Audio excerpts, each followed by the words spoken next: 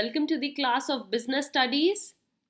Unit 6 is your going on, and today's topic is training and development. देखिए students, आपका जो topic चल रहा है यूनिट 6 का, that is staffing. Staffing is the third function of management process, and in that staffing we have one topic that is training and development. क्या होता है training and development, that we will discuss today. First we will see the concept of both these topics, and then we will discuss how much they are important for an organization.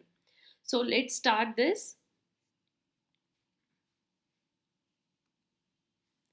Training क्या होता है? Training is the process by which skills dash and the capabilities, skills, talent and capabilities of the employees of an organization are increased. अब आप मान के चलिए students कि आपकी जो भी ऑर्गेनाइजेशन है या किसी पर्सन का जो बिजनेस है, उसमें जो एम्प्लॉयज़ हैं वो वेल एजुकेटेड तो आए हैं, बट उनको वहाँ के जो ऑर्गेनाइजेशन है, वहाँ का जो बिजनेस है, उसको एक काम के करने के तरीके का अभी कंप्लीट नॉलेज नहीं है. उनको नहीं पता है कि इस काम में हम कैसे इम्प्रूवमेंट और कर सकते हैं, इस काम को और इजी तरीके से कैसे कर सकते हैं. तो उसके लिए क्या होगा कि हमें उनको रेगुलरली ट्रेनिंग प्रोवाइड करनी पड़ती है. अब आपने देखा हो during this Covid period our major of our study shifted to the online one, है ना. आपकी ऑनलाइन क्लासेस स्टार्ट हो गई थी, ऑनलाइन इवन एग्जाम्स भी हुए हैं, ऑनलाइन वेबिनार हुए हैं, सेमिनार्स हुए हैं. तो क्या सबको ऑनलाइन मेथड्स की नॉलेज थी? No, not at all. So what, how we able to tackle this problem? Major thing was that कि training was provided to the teachers, training were provided to the educational institutions. Same way in a business organization, if something new comes, might be their employees are not able to cope up with that new innovation. For that, one thing that is required, it's training. Training basically is needed for the improvement, doing improvisation in working of an organization. And that what it says, that it is the process by which skills, talent and the capabilities of the employees of an organization are increased. All right, it is not only required by the new employees. ज़रूरी नहीं है कि new employees को ही हमेशा आप training दो, but it is also necessary for the dash staff. Which staff? For the current staff, जो already उस ऑर्गेनाइजेशन का स्टाफ है, उनको भी रेगुलरली ट्रेनिंग की नीड होती है ताकि वो अपनी वर्किंग में इम्प्रूव होते जाए. न्यू स्टाफ को तो देखिए, आप उनको तो ट्रेनिंग दोगे ही दोगे regarding the organisation, regarding the working how. आपने देखा हो गवर्नमेंट जॉब में भी जब आप किसी कैंडिडेट की सिलेक्शन हो जाती है तो उनको 6 to 7 months are given for training, ताकि उनको ट्रेनिंग के टाइम पर ये पता लग जाए कि जो उनकी नेक्स्ट सर्विस या जॉब होगी उनको उन स्टूडेंट्स ने कैसे करना है. Fine. And training is the continuous process. It is the continuous process. How? Because it helps to increase the performance of the employees and prepares them for their new job. हर बार ऐसा ही होता है. ऐसा नहीं है कि आपने एक बार जस्ट ट्रेनिंग प्रोवाइड कर दी तो ट्रेनिंग प्रोग्राम वहीं ख़त्म हो गया. नो, ये कॉन्टिन्यू प्रोसेस है, और कॉन्टिन्यू प्रोसेस है जस्ट दिस. दैट्स वाई इसमें आपको परफॉर्मेंस दिन पे दिन बढ़ती जाएगी, ग्रोथ होगी, अच्छे से अच्छे आप इम्प्रूव कर पाएंगे. And for any new job जो कि आने वाली है, आप उसके लिए हमेशा तैयार रहेंगे. Now come to the next concept या next topic of today session, that is development. What is development?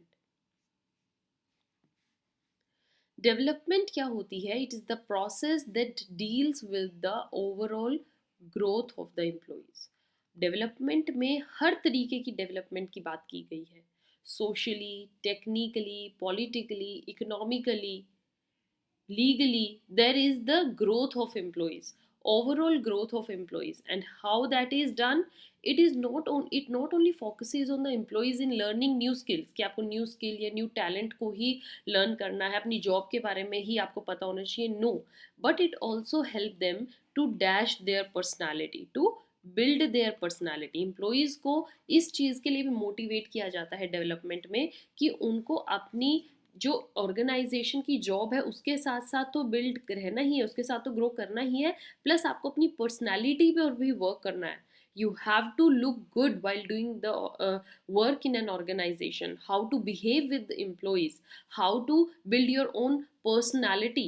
That what main focus of the development is. It builds the personality, maturity, potential, which will further lead them to become a dash employee. Which employee?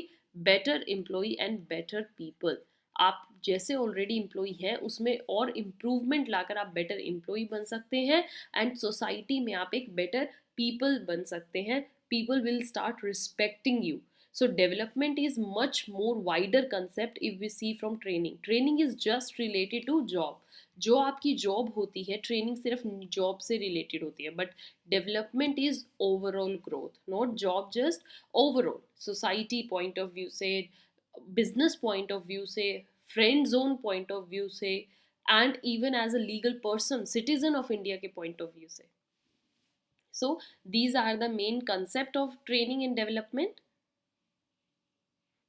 Now come to the next important topic, that is importance of training and development. Training and development की importance करते हैं students, how they are so important for an organisation. First, it reduces the cost of production. Training and development से क्या होता है कि जो आपकी कॉस्ट ऑफ प्रोडक्शन होती है उसमें बहुत ज़्यादा रिडक्शन हो जाती है. कैसे? अगर एक न्यू एम्प्लॉई आया है और उसके सामने एक मशीन आपने दे दी है, उस मशीन से वो क्या करेगा, 50 प्रोडक्ट्स बना देगा. ठीक है, दीज आर 50. अब एक एम्प्लॉई जिसको आपने प्रॉपर ट्रेनिंग दी है, कैसे ग्रोथ करना है, कैसे आप प्रोडक्शन को इंक्रीज कर सकते हो, कैसे एम्प्लॉई से आप काम ले सकते हो, ये सब उस पर्सन को आता है. और ये यही मशीन जो उसके पास है, और वो इससे 200 प्रोडक्ट्स निकाल लेता है एक दिन में आउटपुट. यहाँ जस्ट 50 है, यहाँ 200 है. तो कौन सा एम्प्लॉई ग्रोथ कर रहा है? This one. Suppose this is A, this is B, so B is growing faster, and by producing 200 per day there is reduction in the cost. वही चीज़ें यूज़ करके आप 50 प्रोडक्ट्स निकाल रहे हो और वही चीज़ यूज़ करके आप 200 प्रोडक्ट्स निकाल रहे हो, तो कहीं ना कहीं आप प्रोडक्शन कॉस्ट को बहुत रिड्यूस कर रहे हो. Okay, next thing is there is higher productivity. If this is related to the first point only.